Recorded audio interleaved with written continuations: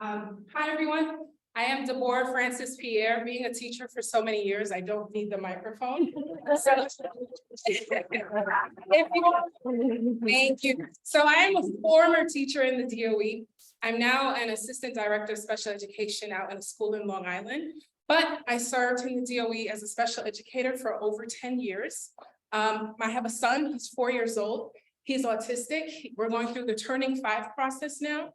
He might be recommended for a District 75 school. I worked in a District 75 school too, actually.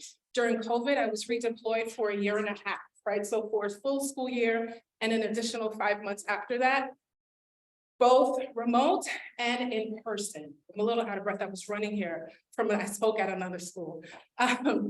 So forgive me.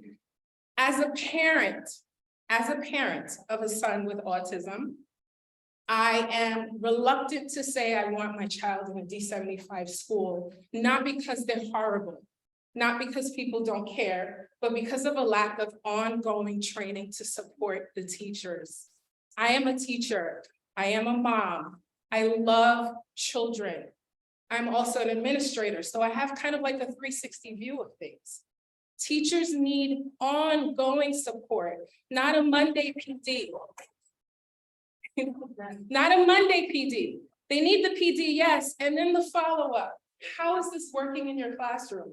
How have you been able to implement these practices in your classroom? Are these up-to-date best practices? What is a best practice? Yeah. How many do you have in your toolbox? Do you only have a wrench? If you only came with a wrench, I'm gonna tell you right now, you better quit and find something else to do.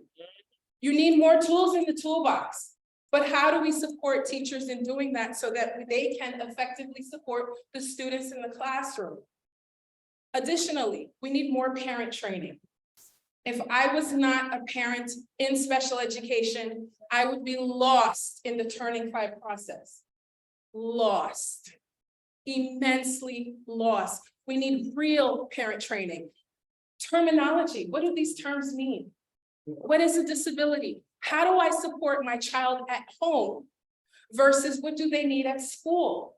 A school kid is not a home kid. Two different kids. So when the school makes a phone call and says, hey, your child was acting up or your child was doing this, and the parent is like, oh, I don't see that at home. We have to train parents as to what are the possible reasons? What are some of the triggers? What's going on that they may do at school that they may not show at home? Because we can't both be lying. The parent is correct and the school is correct. But the parents need to understand this is how the disability may manifest in different settings, with different people, with different triggers. We need the support, and again, it needs to be ongoing. Now, I have a million ideas for how that looks like, but we don't have the time. I just wanted to throw that out there. Support our teachers, support our parents, and make sure this key word, ongoing. It cannot just be a one-time thing. We have to do checkbacks. How did this work? How was this effective? What do we need to do? Okay. Also, I'm an immigrant to this country. I wanted to add that. Certain terms, when we speak of iceberg, certain terms and terminologies that we as Americans use in this country do not apply to other people. Let's be cognizant of that when we're speaking about our students with disabilities and try to make sure we build that bridge so everybody understands. All right, my name is Deborah Francis Pierre. That's my time.